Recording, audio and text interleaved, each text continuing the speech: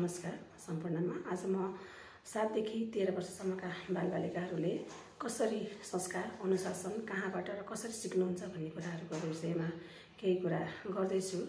7 देखि 13 वर्षसम्मका बालबालिका भनेका उहाँहरूले जे कुरा पनि अब्जर्भ गर्ने बेला हो। यो उमेर भनेको एकदमै अब्जर्भ गर्नुहुन्छ। उहाँहरूले जे देख्नुहुन्छ र जे अरूले गरेको देख्नुहुन्छ उहाँहरूले त्यही नै कपी गर्ने र त्यसलाई नै आधार मानेर उहाँहरूले जीवनमा हरेक कुराहरू लागू गर्नुहुन्छ।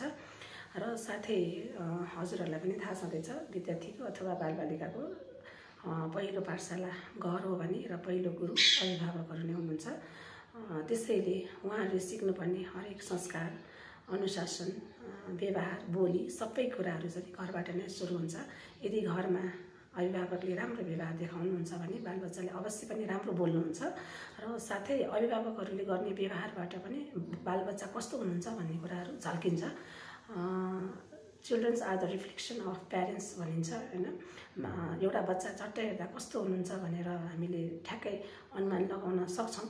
उहाँहरू कस्तो हुनुहुन्छ भन्ने कुरामा चाहिँ उहाँहरूको अभिभावक कस्तो हुनुहुन्छ, अभिभावकहरू कस्तो हुनुहुन्छ भन्ने कुराहरू झल्किन्छ। त्यसैले गर्दाखेरि सबैभन्दा पहिला अभिभावक सुध्रिनु जरुरी छ।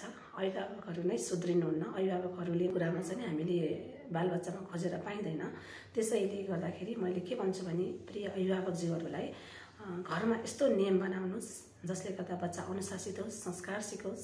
घरबाटै सुरु गर्नुहोस्। घर नै पहिलो पाठशाला हो। जब उहाँले घरमा सिक्नुहुन्छ त्यो कुरालाई उहाँले विद्यालयसम्म र कतै साथीभाइको घरमा अथवा कुनै ठाउँमा त्यो प्रदर्शन गर्नुहुन्छ। उहाँले घरमा सिकेकै कुराहरूलाई प्रदर्शन गर्ने हो र थप विद्यालयमा पनि त्यसलाई चाहिँ उजागर गर्ने काम गरिन्छ नै।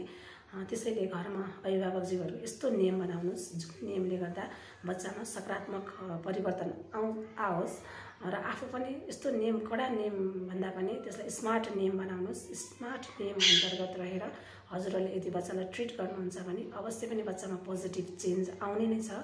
र हजुरहरू त्यो नियम त बनाउनुहोस् हैन। बस्ने, उठ्ने, सुत्ने, खाने, मोबाइल हेर्ने, टिभी हेर्ने, कतिखेर खेल्ने त्यो नियमहरू बनाइदिनुहोस्। त्यसको टाइम टेबल रुटिन बनाउनुहोस् र घरलाई एउटा अनुशासनमा राख्नुहोस् है। घरका परिवारलाई, घरका सबैजनालाई अनुशासनमा राख्नुहोस् र त्यो अनुशासन यसरी फलो गर्नुहोस् कि त्यो अनुशासन, त्यो डिसिप्लिनको रोल मोडल हजुर बन्नुहोस्।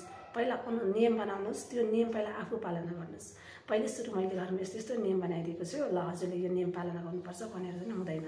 7 देखि 13 वर्षसम्मका बालबालिकाहरू भनेको जे कुरा देखेर चाहिँ उहाँले देखेर र हजुरहरूले गरेको व्यवहारबाट सिक्ने हो छिटो है। उहाँहरूले हजुरहरूले जे गरिरहनु भएको छ, अभिभावकज्यूहरूले घरमा जे गर्नुहुन्छ त्यो कुरालाई उहाँहरूले देखेर कपी डाउन गर्नुहुन्छ, कपी गर्नुहुन्छ र त्यही कुरालाई आफ्नो जीवनमा पनि लागू गर्नुहुन्छ र उतार्नुहुन्छ।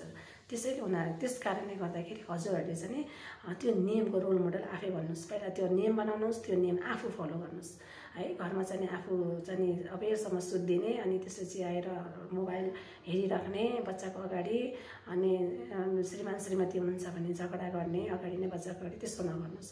त्यस्तो गर्नाले बच्चाले चाहिँ हजुरलाई पनि टेर्दैन र बच्चाको बिहेभियरमा पनि सकारात्मक भन्दा बढी नेगेटिभ हुन्छ बच्चा बिहेभियरमा। बच्चामा चाहिँ पोजिटिभ चेन्ज आउँदैन। हजुरको बच्चाले राम्रो संस्कार पनि सिकेको हुँदैन। त्यस कारणले गर्दा नियम बनाउनुहोस्, तर त्यो नियम पहिला आफू फलो गर्नुहोस्। यदि अनि नियम ब्रेक डाउन भयो भने यो परिणाम हुन्छ है भनेर राख्नुहोस्। त्यसमा पनिसमेन्ट हुँदैन, दण्ड भन्ने कुरा हुँदैन है। पनिसमेन्ट भन्ने कुरा बालबच्चालाई दिइँदैन, अपराधीलाई दिने हो हैन। दण्ड भनेको कुरा जसले ठुलो अपराध गर्छ उसलाई दिने हो। बालबच्चाले कुनै अपराध गरेको हुँदैन। त्यस कारणले गर्दा बालबच्चालाई चाहिँ पनिसमेन्ट होइन, यो परिणाम हुन्छ भनेर उहाँहरूलाई सिकाउनुहोस्। जस्तो कि अब हजुरहरू घरमा हुनुहुन्छ भने, श्रीमान श्रीमती हुनुहुन्छ भने नाटक गर्नुहोस् के बच्चाको अगाडि। आफू उठेर 9 बजेभन्दा पछाडि टिभी हेर्न पाइँदैन भन्ने एउटा नियम बनाउनुहोस्। त्यो नियम आफूले फलो गरेको एउटा नाटक गर्नुहोस्। जस्तो कि 9 बजेभन्दा पछाडि उठेर आएर टिभी हेर्नुहोस्। अनि त्यो टिभी हेर्दाखेरि मम्मी भए पनि बाबा भए पनि आएर हेर्नुहोस् र मम्मीले हेरिराख्नु भएको छ नि बाबाले चाहिँ के भन्नु पऱ्यो, अनि बच्चाले देखाउनु पऱ्यो, ल हेर त मामुले त्यहाँ टिभी हेरिराख्नु भएको छ, 9 बजे पछाडि रुल ब्रेक गर्नुभएछ, ल अब मम्मीलाई चाहिँ हामी स्याटरडे जाने ट्रिपमा चाहिँ हामी लाँदैनौँ है भन्नुहोस्। अनि स्याटरडे आउँछ, स्याटरडे आइसकेपछि मम्मीले त्यसमा पनि के भन्नुहोस् भने, ल सरी है मैले चाहिँ एकचोटि ल हेर त मम्मीले टिभी हेरिरहनु भएको छ भनेको ठाउँमा आएर चाहिँ बच्चालाई चाहिँ मम्मीले पनि के भन्नुहोस् आई एम सरी, मैले मिस्टेक गरेछु, आई एम सरी, मैले चाहिँ हेर्न नहुने थियो, मैले रुल ब्रेक गरेछु, अबदेखि म हेर्दिनँ भन्नुहोस्। अनि बाबाले पनि इट्स ओके, ल अबदेखि नगर्नु ल यस्तो भन्नुहोस्। त्यहाँ पनि बच्चाले धेरै कुरा सिक्छ है, बच्चाले सिक्ने कुराहरू धेरै कुराहरू त्यहाँ सिकिरहेको हुन्छ, किनकि त्यो 7 देखि 13 वर्षसम्मको बच्चा भनेको चाहिँ एकदमै अब्जर्भ गर्ने खालको है। अनि उहाँले चाहिँ गरेको कुरालाई चाहिँ एकदमै ध्यानपूर्वक हेर्ने बुझ्ने गर्नुहुन्छ कि। अनि यदि त्यहाँनिर चाहिँ हजुरहरूले त्यो रुल चाहिँ ब्रेक गर्नुभयो भने चाहिँ बच्चाले पनि त्यही सिक्ने हो है।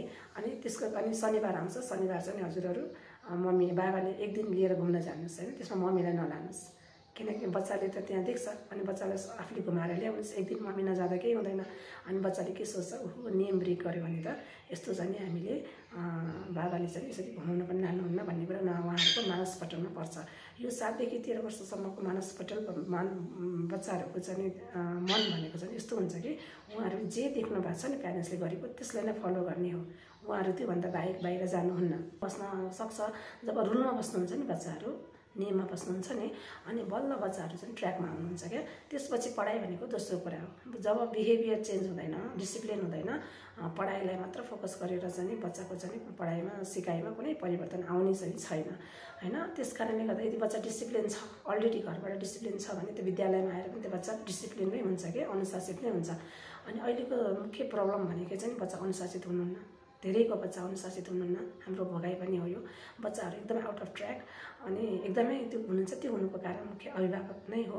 म अभिभावकज्यूहरूलाई रिक्वेस्ट गर्छु, हजुरहरूले घरमा यस्तो बलियो नियम बनाउनुहोस्, त्यो नियम आफू पालना गर्नुहोस्, अनि बल्ल राम्रो राम्रो पोजिटिभ नियमहरू बनाउनुहोस् र त्यो पोजिटिभ नियम पहिला आफू फलो गर्नुहोस्। अनि बच्चाले अटोमेटिकली बच्चाले त्यो फलो गर्नुहुन्छ।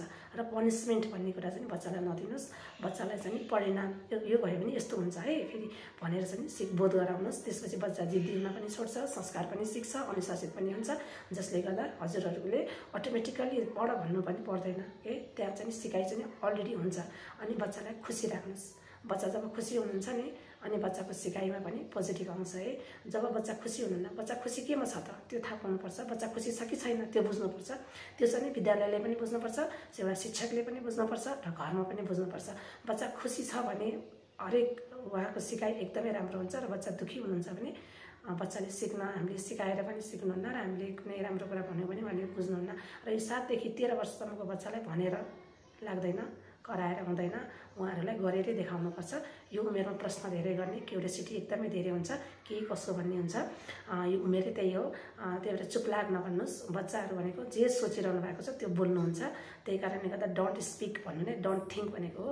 उहाँहरूले सोचिरहेको कुरालाई चाहिँ स्टप नगरिदिनुहोस्। उहाँहरूले सोचिरहेको कुरा बाहिर बोलिराख्नुहुन्छ।